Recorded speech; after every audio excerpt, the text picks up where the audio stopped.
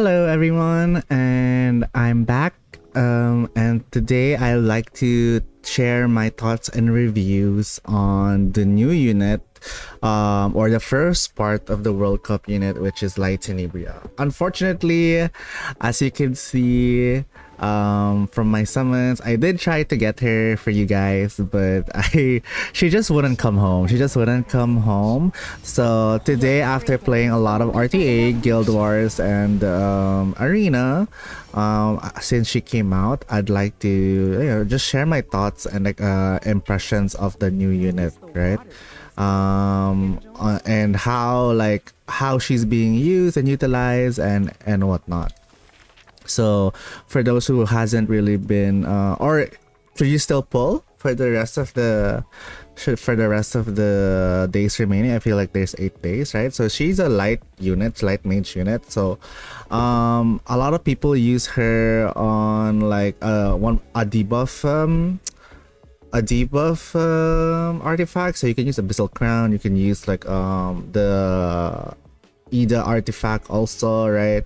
Which is like just stack all of the debuffs itself. So she's a really her imprints are health and health. So she's built on like really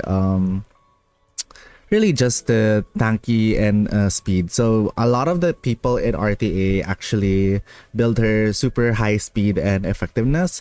There was one game where she outspeed my 300 Renak. So like a lot of people, maybe you can sacrifice some speed, you can sacrifice some effectiveness for more speed, just because her SG, as you can see, like you can inflict the block for 2 turns and a random debuff, and you pair that with a debuff artifact. So this girl is really, she's not a cleave unit, I would say. She's more of an aggro unit, so you use her in like aggro teams. So you pair her with like ML Para, right, and other things like Celine as well, to like really just lap and like just control the enemy team. So as you can see, like her S2 also inflicts rupture based on her max health and can restrict. So literally this unit is just very oppressive, I would say. But yeah, I mean, for Witch Tenebria, she is not like Harsetti level oppressive, I would say, compared to last year, or Luna oppressive, like just completely shuts off. So you can still get 15%. The good thing about Witch Tenebria is that basically she doesn't have ignore resistance, right, in terms of her soul burn. So it's an extra turn soul burn effect. So like it's her stats are really good, right? So like I'm pretty sure the safe spot for her stats should be like a 280 to 290 speed, and then basically you just pray for speed RNG, like right, or you play speed imprint and just play oppressive if you really want to cleave. But I don't think you want to play cleave with her, or like use a speed imprint if you really want to like use her. I think she's still okay. So you're either first picking her or second picking her, or fourth picking her or fifth picking her for a force man.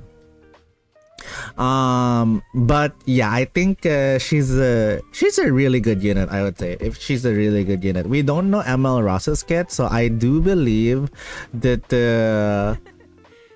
if you really want to climb RTA, and if you really want to, like feel safe and feel like you have a chance against these units, and if you have the gear to support her, I do believe you should try to pull for Witch Tenebria.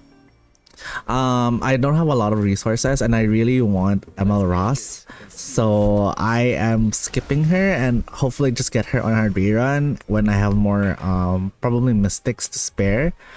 But yeah, she's a really good unit. She's a really fun unit to play and a horrible unit to play against. And yeah, you build her high speed, effectiveness next, and then some bulkiness as a third priority, and then you can be well on your way into at least I would say a warlord level RTA rank. So yeah, that's my thoughts and impressions for Witch Tenebria, and yeah, good luck in those pulling her, and hopefully ML Ross will be countering her soon. Okay, and that's it. Thank you. Bye.